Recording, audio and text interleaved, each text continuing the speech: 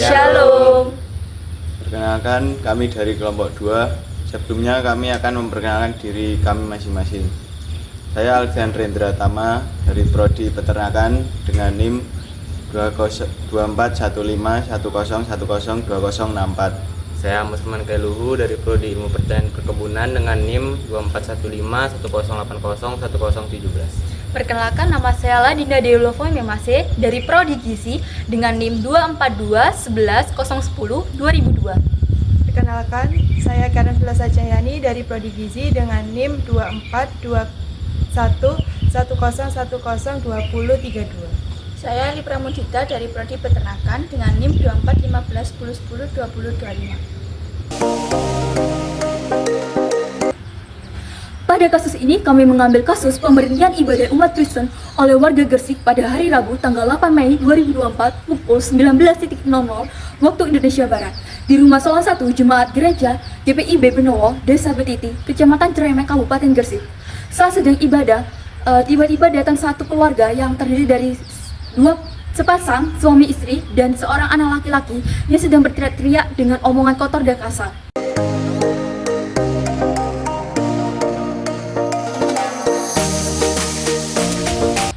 Sehingga kejadian tersebut membuat warga setempat mendengar teriakan itu. Warga pun datang menghampiri mereka yang sedang berteriak-teriak. Situasi pun menjadi panas dan hampir saja mereka melakukan perkelahian. Namun ketua RT pun melerai kedua belah pihak tersebut. Ternyata mereka bukan dari RT setempat. Menurut salah satu jemaat GPIB Benowo tersebut bahwa selama 10 tahun mereka tidak pernah melakukan kebisingan di lingkungan setempat. Pihak kepolisian pun sempat turun tangan mengenai kejadian ini dan melakukan mediasi antara jemaat gereja dan warga untuk dan mendapatkan kesepakatan bersama bahwa kedua belah pihak itu akhirnya melakukan saling memaafkan, saling menghormati dan saling menghargai. Atas apa yang telah terjadi, kesepakatan kedua belah pihak ini dilakukan tanpa ada paksaan.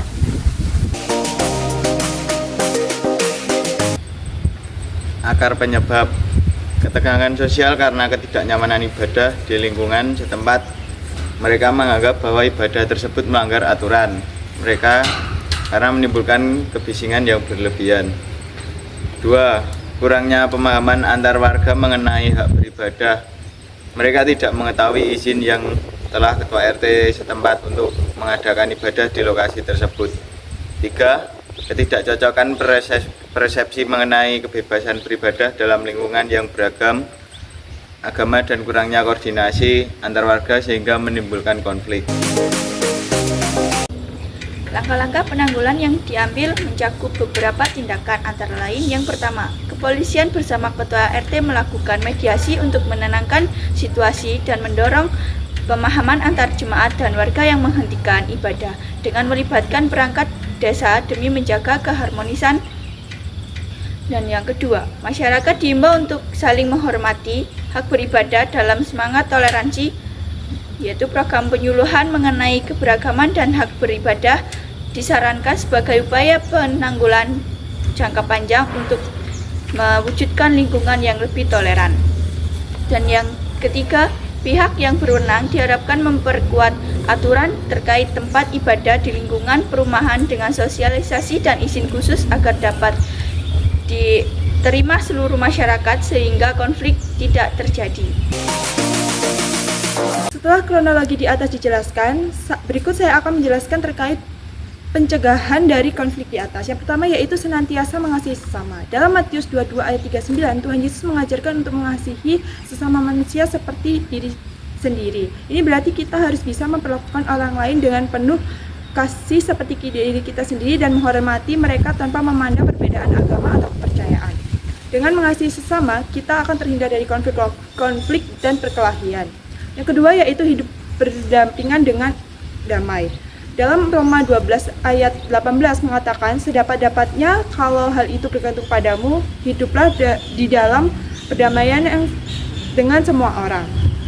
Ayat ini menekankan pentingnya berusaha untuk hidup damai dengan semua orang, termasuk mereka yang berbeda agama dengan kita, dan mencari solusi ketika ada permasalahan dan perselisihan. Yang ketiga yaitu memberikan pengampunan dan pengertian kepada mereka. Dalam Kolose 3 ayat 13 dijelaskan agar dapat menolong umat untuk saling bersabar dan saling mengampuni, yang mengajarkan pengertian dan toleransi terhadap orang lain. Sikap ini sangat penting dalam mencegah konflik yang memicu ketegangan. Dan yang keempat yaitu menghormati terhadap kebiasaan beribadah. Alkitab mengajarkan bahwa adanya kebebasan untuk beribadah sesuai dengan keyakinan masing-masing.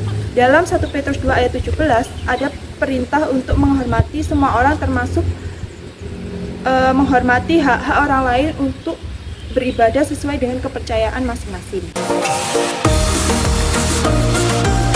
Kelebihan dan kekurangan tentang teologi Kristen, tentang hidup damai dan rukun yang sesuai dengan Alkitab. Yang pertama, kelebihan. 1. Pendekatan kasih yang universal. Hal ini menekankan kasih sebagai dasar hubungan antar manusia yang terdapat dalam Matius 22 ayat 37-39 yang mendorong keharmonisan sosial dan menyelesaikan konflik. Yang kedua, pembentukan karakter yang positif. Ajaran tentang kesabaran, pengampunan, dan pengendalian diri yang terdapat dalam Galatia 5 ayat 22-23 membentuk karakter yang lebih baik dan menciptakan individu yang toleran. Yang ketiga, teologi pendamaian. Kristus sebagai pendamai dalam Efesus 2 ayat 14 mendorong umat Kristus menjadi agen pendamaian di masyarakat, toleransi dalam konteks konflik yang modern. Yang keempat, terbentuknya komunitas dukungan. Konsep tubuh Kristus dalam 1 Korintus 12 ayat 12-27 menciptakan komunitas yang saling mendukung meskipun adanya perkonflikan ataupun permasalahan yang ada dalam perbedaan setiap individu. Yang kedua, kekurangan. 1. Tantangan implementasi, yaitu penerapan ajaran kasih dan pendamaian yang sulit di masyarakat pluralis, menimbulkan kritik terhadap idealisme ideologi. Yang kedua, potensi penyalahgunaan.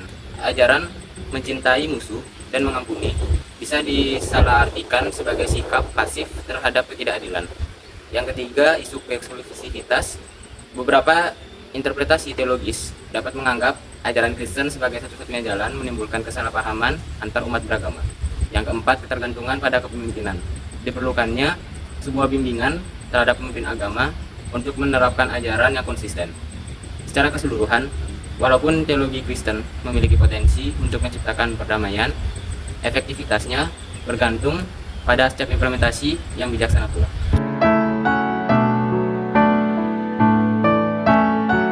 Sekian penjelasan video dari kelompok kami, kurang lebihnya mohon maaf. Terima kasih.